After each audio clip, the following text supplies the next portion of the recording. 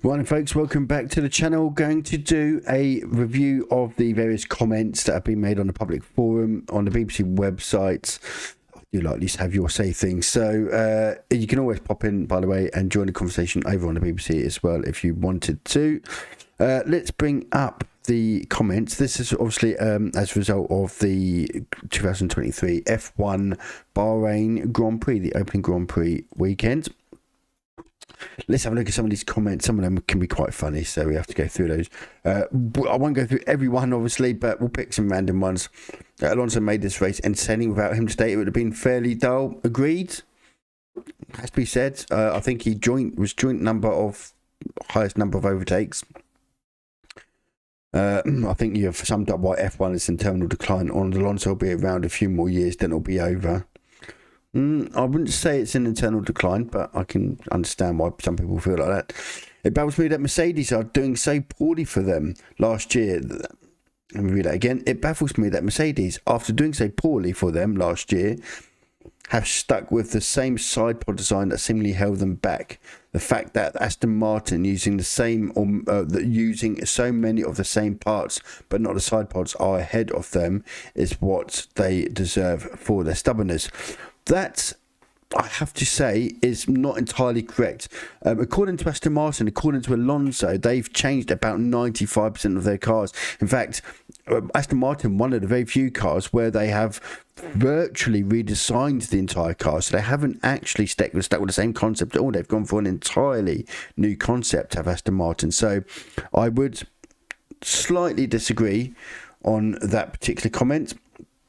Let's go down a little bit here. Another snort of a season. After all the talks of the closing the gap and improving the racing, I've seen no evidence of it. It's a very true and very fair point. There was some great racing, actually, just not for first place because Max is in the league zone. Watching Alonso through Hamilton for a dummy was pretty fun. No, we had some good racing there, albeit there's always ever going to be one winner. Not necessarily because I think the thing is we forget in Formula One, it's not always about the quality of the driver, but about the quality of the car. And the Aston Martin looked like it had an edge over the Mercedes. It has to be said.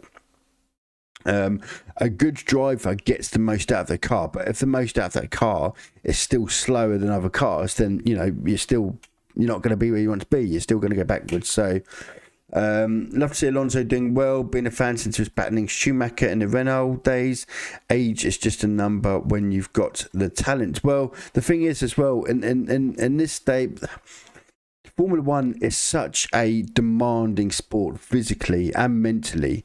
When you're, and I'll tell you what, because those who do a bit of go-karting, I could do 20-25 minutes in a go-kart, and by the time I get out, I could barely feel my arms. And you think doing an hour and a half plus in these machines, going around at the sort of G-force that they're getting and so on, I mean, it must take a lot out. The good thing is, though, for a lot, and just in life in general, we're all fitter and we all live longer because we know more about how our bodies work. And certainly if you're an athlete, and not everyone can obviously do what Alonso's done, and you look at footballers like Thiago Silva and co as well, it's all about how they prepare and how they manage their body. And Alonso has obviously very committed and very determined in order to make sure that he keeps himself in physically and mentally in a very good position, very good shape. Mercedes making much of the claim that the back half of the Aston Martin is Mercedes made, which tells me at least the Aston is doing a much better job with the front half of their car than Mercedes with theirs. I wouldn't go too much about what teams say. Everyone keeps the cards very close to their chest. The fact that Lance Stroll was ahead of George Russell says a lot about the car as well. Stroll's not in Alonso's league. Very few are, but P6 ahead of Russell speaks volumes. That doesn't necessarily mean about the driver. Obviously, as we're referring to there, the fact that their car must be better than Mercedes. And it is. There's no doubt. The problem Mercedes had in particular last year was the fact that Mercedes had a real problem with drag. And the idea was this season, hopefully, that they would have reduced that drag. And perhaps it doesn't look like they have, but we have to wait and see on that one. There's still a long way. We're one race in. Great draft by both Aston Martin drivers, a great start to the season by Aston Martin. So as you can see, what we're seeing a lot of so far is a lot of comments about Aston Martin and how well and Fernando did, and Aston Martin looked like they were a good team and so on. Fernando's fabulous, blah, blah, blah.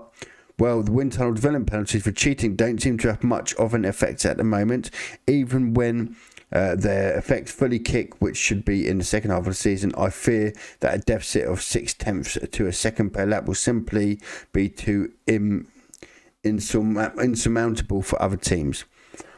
I said about this in a previous video I'd done. If you haven't watched that, I'll leave a link in the screen at the end of this video.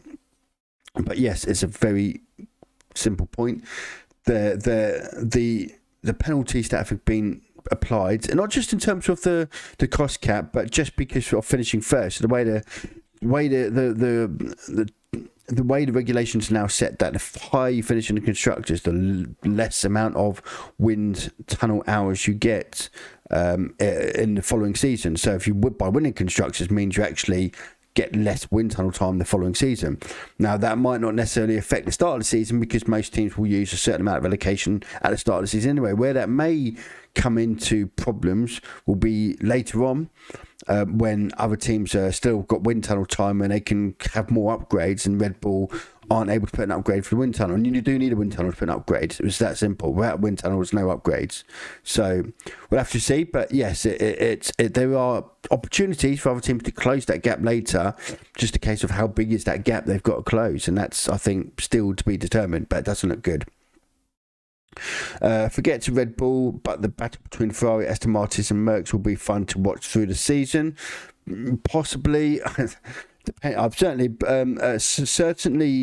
I think Ferrari look like they're ahead of Aston Martin, but Aston Martin, out of those teams, Aston Martin have a lot of wind tunnel time.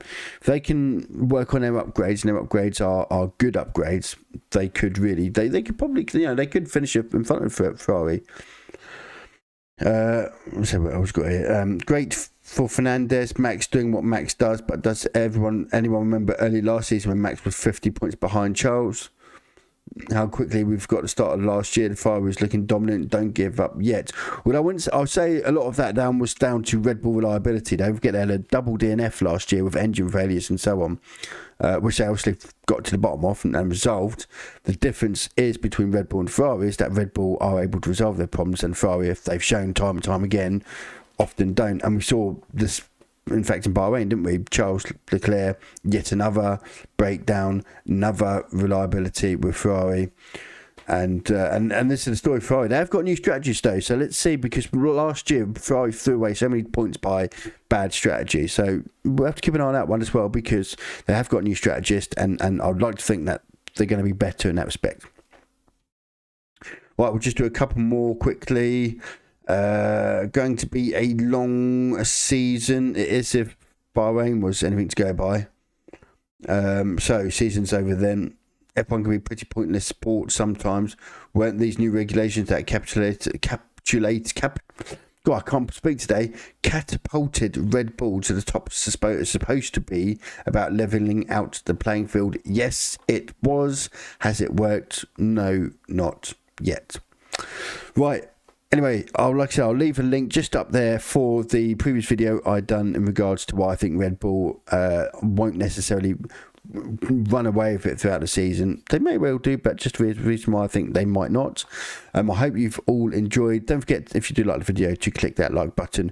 Don't forget to subscribe if you are new around here as well, and click that notification bell. We do have live streams, particularly during the race and after, with a live tracking and whatnot, so feel free to join us for that too. Anyway, take care, and I'll see you all again soon.